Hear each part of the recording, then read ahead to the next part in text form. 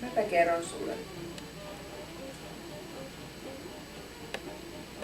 Mäpä kerron sulle pienen tarinan.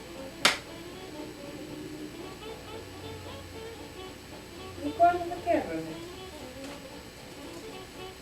Ida Alberi, aikansa suuri näyttelijä. Sitä ei tunnettu muualla kuin Suomessa. Ida oli just näytellyt Ofelian ja kuuli, että Tukholmassa esitetään myös Hamletia. Ja mitä Ida teki? Suoraan laivaan ja Tukholmaan ja teatterijohtajan puheille. Ida käveli sen johtajan puheille ja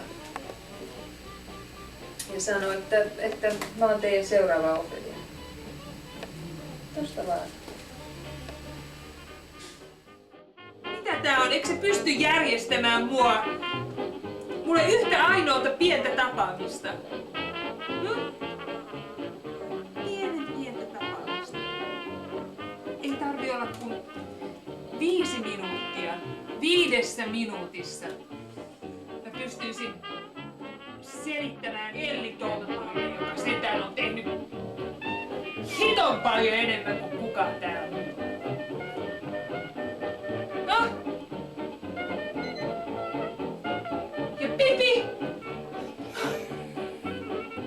Ettekö te saa tarjoilijaa? Mikä ihme ääni toi on koko aika tuolla? Se häiritsee meidän keskustelua. Mä yritän selvittää tärkeää asiaa täällä. Mä haluan päästä mun täytyy saada puhua niiden kanssa, eikö sä ymmärrä? Jos mä vaan saisin kerrankin puhuttua, mä saisin kerrankin selvää. Mitä sä siellä katot? Eikö sä koskaan nähnyt kenenkään huutavan?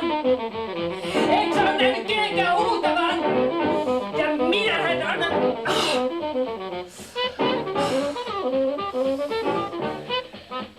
Tosi turhauttavaa. Aivan turhaa puhua kenellekään, puhua teille. Yhtään mistään.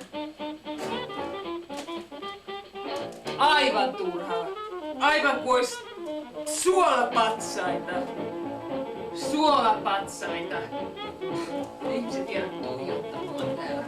Tuijottakaa, kattokaa kaikki. Sinä siellä, ettekö ole koskaan nähnyt kenenkään raivostuvan mistään.